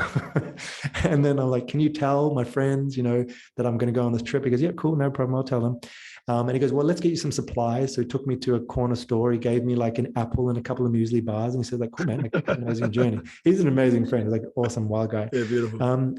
And so I started walking, and I mean, there's more to that story. There's lots I could tell you about it, but essentially I ended up going across America from New York to LA through various methods, through walking a lot, through hitchhiking in trucks, through plane in the end, went through various states. And yeah, got to LA, and I really knew that you can do that forever, particularly in the West. I'm not talking about all nations. And as a clown, a sacred clown or a chaos clown, I don't think it's my role to necessarily interrupt and disrupt all cultures. But I'm here to look at the colonized cultures, British colonialism, which went through to America and came down through to Australia, New Zealand. I feel I have a right to fuck with that system because that's my system. That's kind of my inheritance. And so I don't necessarily think I should go through Southeast Asia or Africa or any other places to kind of mess with it. But I'm happy to mess with the things that I come from. And maybe the last, I've done it a few different ways, but the last one I'll tell you about is when you talk about flying to another place, I flew to Greece. And so this is like, I don't know anyone in Greece. I don't know any Greek. And I arrived at the airport and I'm like, I'm going to play. I'm going to see if the rules of games and play apply to the real world. I'm going to observe as though I think there's a game designer. And so if I was a game designer, where should I look? What are these people's behaviors? Where's the non-player character that's inviting me into a quest? I really started to look at that. And once again, I survived, met an amazing guy. Within an hour or so, I had a place to stay. And we were on another quest, another adventure. So yeah, it works. It definitely works. It's an amazing story, brother. And I didn't know the depths of it. And obviously you would have gone through so many people and journeys and different things. That could fill a whole podcast on its own. But I really appreciate you sharing that because there's so many takeaways from that, just of just the true open-mindedness of literally being where you want to be. And as you said, you just started going into your arms and just going, well, I'm going to unashamedly just carry this on and see what happens. I think that's a beautiful metaphor for life. Just carry on and see what happens. It's persevere or pivot. Well, continually persevere and see what happens, and then pivot and then persevere. And I personally, and I know Right Guy's the same thing. You come across these situations, these multi-dimensional situations where someone will just randomly turn up and then they'll randomly bugger off, and then there was a profound message, and it was just for you. Even when you said you recorded them and you can't hear them. I love that. I love every part of that, and this has obviously been a baseline level of ultimately how you've got to be where you are now. That takes some balls. You say you were out of your masculinity, but there's not much more masculine than going up on your own path like that and just diving headfirst into your journey. You're doing, you're acting, you are curating your own life. That's a depth of masculinity right there, brother. That's a nice framing. Yeah, thank you. I think my way into it, and this is interesting to do with attractiveness, because I think beauty can be its own cage. And as a teenager, I did not feel attractive at all. I was gangly. I had a lot of pimples all along my cheeks. I had I still have a big nose, but I kind of fitted it a bit more. When I was younger, I didn't fit my nose. It was like way too big. I remember going to Australia. I had long hair and I had to have it tied back. I felt like I was being strangled because I had to wear a tie for the first time in my life. So I was so uncomfortable. I couldn't look cool or sexy. And I just had to fully surrender into the weirdness. And I kind of owned that as my calling card. And I think that being okay to be weird and odd one out is a hugely therapeutic act, because at some point you stop being self-conscious and you can actually be attendant upon what's happening in the process. And I think that is where we can truly be guided through the mystery into the next genius moment. And genius means the spirit that was attendant upon your birth, like really finding a unique path. Sometimes is the road left traveled, and you can't always find it through the well-paved path, and you have to get lost. It's like there's a lot of paths, but there's a lot of also wilderness in between the paths. And you have to be able to be lost and not know where the next branch is to grab onto. And that is kind of knowing how to walk through the mystery in order to get back on track. And great. So weirdness was the permission slip. And that's why I do a lot of public displays of humanity and taking people into public spaces to break taboos and find the electric fence, the invisible curtailing factor of that's not okay. Lying down in the middle of a walkway in a street, or making noise when you shouldn't, or, whatever the case may be, looking at the little instructions in street furniture and signage and painting lines. Like, it's so heavy and it's so didactic. And so it's in that weirdness that we finally come into flow state, and not self-aware, but observant of what is. And then we can surf the wave. But you need to break through that self-obsession of attractiveness first. It's such an addiction, isn't it? It's such an addiction because there's a people pleaser tendency on that, to wear the mask for how people can perceive you, to be wanted and to be liked and to be nurtured and to be loved and to be accepted. So attractiveness, especially now in this social media, comparison kind of lifestyle we live, it's, that person's more attractive than me. It's that unworthiness, it's that unflowing, that unlove of the self. However, we're all weird. We are all fucking weird. Every single one of us is weird, and it's just absolutely owning that weirdness. And that ultimately got you to the process of you trusting the universe, truly trusting that you will be caught in every situation. You are jumping off the cliff, knowing the universe will catch you, as jumping off the cliff and building your plane on the way down, knowing the universe will catch you. And that's an early lesson. You're only 40, brother. It's still, it's not even halfway through your life, and so for you to get these lessons so early on, I think is so profound, so profound. Thank you, brother. Yeah, I think, like you said, building your craft on the way down, and I love that full archetype. And that's, the part with open world theater, I've created these kind of levels or orbits, and that's the first orbit is into the nothingness, into the zero. And I think that you don't have to trust anyone else if you fully trust yourself. Like, Correct. It doesn't matter if someone steals my money, because I trust myself without money. It doesn't matter if someone betrays me, because I can open my heart with compersion if someone cheats on me. It doesn't matter if I lose my job, because I can be resourceful. It doesn't matter if someone attacks me, because I know self-defense. So like, if you trust yourself, you become disarmed, because I don't need to trust you, and I will give you the benefit of the doubt. I assume you're well-meaning, and that proves to be correct most of the time. And so all of a sudden life becomes soft and it becomes welcoming, but it becomes not because I'm necessarily ignorant or just trust everybody. I don't necessarily trust everyone, but I trust myself first. It's beautiful. The polarity in the play that comes through the thread of the story, and the way in which you talk about having the ability to mess with the Western world, but still have such a deep respect when you step into other countries and things like that. Like, understanding and seeing you talk in two different ways about these two different subjects, for me, it's just like, there's a constant respect for the situation and knowing when to give yourself permission to actually play with it, the energy, and then actually respect the energy of it. What is yours and what isn't yours, what is yours to be played with and what isn't yours to be played with. It's beautiful to just hear you communicate that as I was just sitting back and being the witness to the story. Yeah, thank you, brother. What comes up for me there is reverence. And I talk about this open world theater. It's like, find your point of reverence. And this is the overcoming. I think that a lot of us are aware or have the perspective that the mind is one of the huge impositions of us we're to overcome. And for me, reverence is that catalyst, or one of the most effective ways to carve through that. You might feel lazy, not want to go to work, but if you've got reverence for your purpose, you'll get up anyway. Or you might not want to go into the cold, but if you have reverence for your partner or your children, you go out anyway. So it's this thing that's so important And it's not negative, it's not fear, it's not running from something, it's love based. I think that reverence pulls you towards your North Star. And there's this really nice definition of longing, which isn't a craving to take in, but it's a drive towards your North Star. You long towards your destiny, which I really like, this kind of aspect of being drawn to something. So reverence for me is the first thing to find. If you don't respect anything in the world, and I think this is a big falling down in the modern world, that we are disappointed so much in the world we live in, and therefore we don't revere anything. So we've got no true motivation to overcome our urges and our more subconscious kind of habits. So I think for me, that's one of the key things.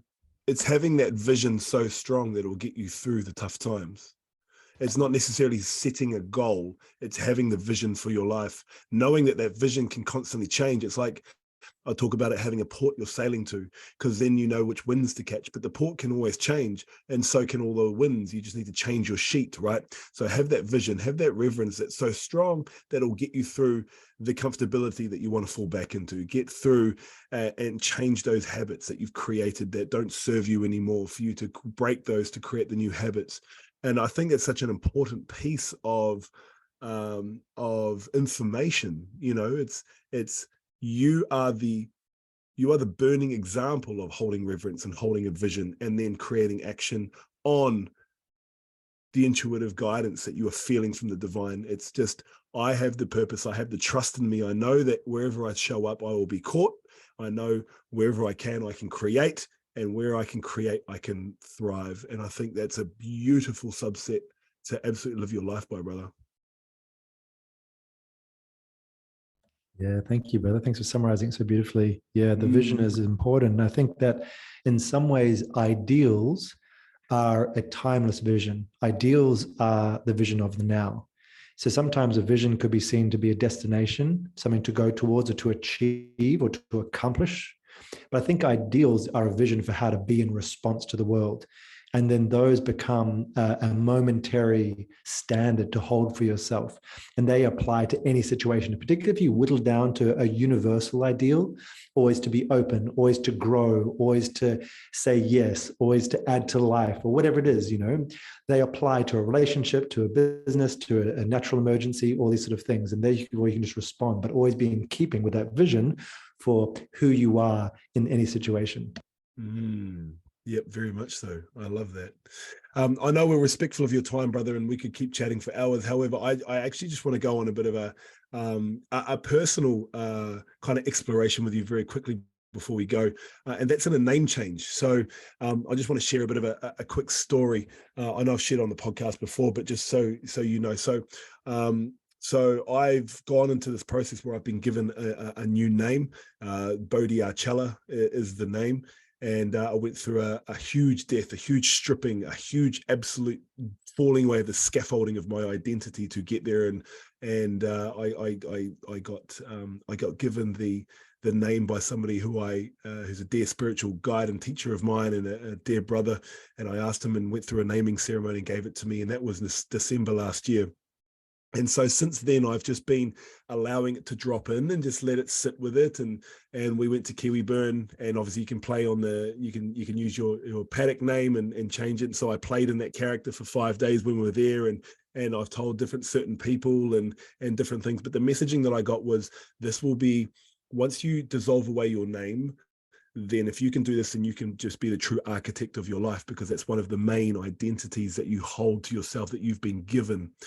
So I've wanted to speak to you, because obviously you've changed your name a couple of times. So I would love to just hear your thoughts, your journey, your processes, and kind of, you know, necessarily the overall aspect of changing your name. Yeah, beautiful. And what a beautiful name as well, Bodhi Archella. I like that. Yeah. For me, it's the key defining calling card of your character. And you're continually reminded of it because people call you it. So they're kind of calling you into that identity or that persona. It's also an externally derived thing. And there is a beauty to that, you know, your parents naming you, but often they'll name you before they even meet you. A lot of pregnant mothers know the name of the child before they're born. Some people go through a process of inquiry, some people don't. But I definitely think that there's so much subconscious attachment, an identity around the name, expectation, and you can live and die multiple lifetimes in one body lifetime, an identity cycle. The same way that planet Earth holds many worlds. If you go to Tokyo, it's another world to the middle of the desert, another world to deep Amazon, I'm sure. I've never been there, but they're completely different worlds, even though it's on the same planet. So same thing with our identity. Some people, they opt out. Some people, as we know, many people commit suicide because they don't want to continue that story. They find there's no way that I can get through the story, or there's no reason to live in this identity. So why not reset without the body death? Why not just disappear? Like, just burn all your belongings, go on into the deep, what is it? Like, let that identity die, reset. And it's a big thing because there's a lot of attachment and safety to that, but that's also part of the mystery. So for me, I got to a stage where I didn't like the difference between the perception on stage as an actor and the reality of day-to-day life. I remember the heartbreak when I saw an interview with Rowan Atkinson, who I loved as Mr. Bean, as this clown and inspiration. And he was so posh and a little bit conservative, a bit negative. And I was like, oh no, that's this guy. I was like, no, I don't want to be that. And I was also doing some stuff backstage at a festival, and these amazing, benevolent actors came off and had a ciggy and had a complaint and a bitch about this audience member. I was like, oh, wow, like, you're so different. It's not true, And with open world theater, which came after name changes, but it's really about you completely dissolve. You're completely having the experience of the moment. You'll be taken by the scene. You are absolutely authentic, and you mean it to be able to state shift your heart into authenticity and sincerity. And so for me, it was like, if I really want to bring wonder to the world, I went from being my birth name, which I'm not going to say because some people don't like to know, but I decided to shift into Bravo. Like, yay, because it was positive. Whenever people say my name, it's like an applause, and it was a clown kind of name because I wanted to be a clown. And so I thought, yeah, this links, and it links to my birth name through Bravo, through B. And so I adopted that, and I legally changed my name. I can't even remember the year of it, but it would have been about 2004, probably. So coming up to 20 years ago. And that was me deciding that there was no offstage, that I was always dedicating full time to a clown, to bringing wonder to the world, to play, to flow state. There was no off switch. I had to completely surrender. And I believe in flow practices, that's only when you're truly in flow, is when you let go of time. It's like if you're doing meditations and mantra and you're watching the clock, only 10 more minutes, only 5 more minutes. No, you're not. Like, part of your attention wants out. But instead, when there is no going back, you just surrender. And that's when you get the full lifefulness of the identity. It's like, it's always who I am. And so I created that for many years. So it would have been for 2004 till about 2016, I think 2016, 2017. And I realized I'd built up so many unfulfilled dreams. Bravo Child wanted to have a kid's book. Bravo Child wanted to have a cartoon series. Bravo Child wanted to have a toy made after him. Bravo Child wanted to have a card deck. Bravo, et cetera, et cetera. I was burdened by all these unfulfilled dreams, which I could never get around to doing. I'm like, you know what? I'm going to let them all go. And then whatever comes back, I'm just going to try and focus on one, because it's better doing one thing than dreaming about 100 things. And so I got rid of the name Bravo Child, and I adopted the name. Well, it wasn't actually Atlas yet, but I decided to wear all black because I used to wear so many colors. And it was like, I'm also going to go into the real world and test if my play and kooky art stuff works in the real world. And I got more into ritual art. And so, yeah, that was kind of a key stage. But I went from Bravo Child to being called Space Cassidy. So Space Cassidy, I see, like, Bravo Child was kind of like my child name. And then Space Cassidy was my apprentice name, or my adolescent name. And for me, Space Cassidy was like the pirate, adventurer, rebel on the open highway of life, and they were just out there, and it was like up for anything, no rules. And it was cool. But then one friend of mine in Germany said, well, but what's your final name? Because if that's your apprentice name, what's your master name? And I was like, oh, like, I'm not ready for it yet. And she said, but maybe you should call yourself towards it, like your destiny. So as people call you, it's something to grow into. And so I said, okay, cool, I'll try that. So originally it was going to be Zeus Zimmerman. and it was a big name. Zimmerman is like carpenter, and in Germany, the idea of the carpenter was the journeyman. And you'd come to a certain stage and you have to leave your hometown and you have to go find out skills from other villages to bring back as resources and riches and wisdom to your home village. So I really like this idea of the journeyman. So like, oh yeah, Zimmerman. It sounds a bit like Shimmerman, a bit like magic. And Zeus is just like this big kind of god, but also Dr. Zeus. Yep. You know, for me, this whimsical kind of character, so it's still there. And in German, Zeus is like sweet. So like sweet Zimmerman, the sweet carpenter, was like this cool, was like masculine, but kind of sweet. I imagine me old with a big, long white beard with tattoos on my forearms, like a suit kind of rolled up, you know, like that, like good hair, like boom, he's Zeus. Like, so, and in some ways I kind of am a little bit attached to that name. But then, I don't know, there was something that some people were like, it's too grand, it's too big. And I was like, what's one rung down? Like it's godlike, but it's a bit more human. And that's where Atlas came, because it feels like Atlas is a mix between the mythical and the real. You know, it's like Atlantis. It existed, did it? I don't know. So it's like kind of fantasy, but it's kind of real. Atlas is of the world. It's a traveler. It's the globe. It feels kind of blue magic to me. And so I also like the idea of, you know, Atlas holding the weight of the world. There's one particular image I saw where Atlas was holding this weight, and underneath them were all these women reclining. And I felt like you could make space, you can hold the weight of the world off so that women have a place to be safe and free, and children can play, and you just create space. So that's kind of Atlas, is like bringing the burden to carve it out. You want to have a problem, come to me first, because behind me is safety. And so that's why I took on Atlas. And then Talisman also represents the completion of a ceremony, if you look at the etymology. So for me, it was kind of the completion of the naming ritual, coming from child to adolescent to master or to final name. So that's why Atlas Tallisman. And interestingly, after the fact, I realized this Bravo child, Atlas Talisman. So it's also this interesting kind of full circle. So yeah, that's kind of my naming process. I still think that maybe one day someone else will give me a name. Also with my game, Vicarious, I think maybe the people will name me at some stage to the game and my identity will shift. But I think fundamentally, it's about that for me. It's about being able to timeline hop or storyline hop, and to bury all the attachments that the one identity had and say, okay, I got as far as I could with that story. It's time to reset without killing myself. Beautiful.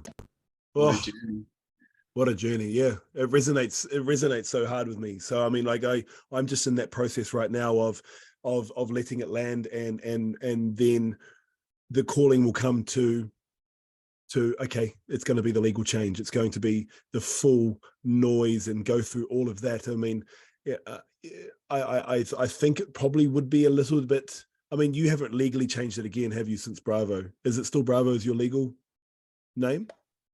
Yeah, just legally changed it once. Yeah. And I'm guessing that was a hell of a process. Not really. I mean, you just go to births, deaths, and marriages. I paid $75. I put in a form, and then they give you the deed poll kind of change of name. And then you just have to go through the admin of like going to the bank, getting your passport changed, getting all the da-da-da-da-da. So it's a bit of a hassle, but I think the main thing is the social shift. Yes. And Facebook is an amazing way to do that, so that your friends start to call you that. And maybe you move overseas. Like I timed it when I became Atlas. It also was a particular time when I met a lot of new people. I was traveling, so I had to introduce myself in new circles as Atlas.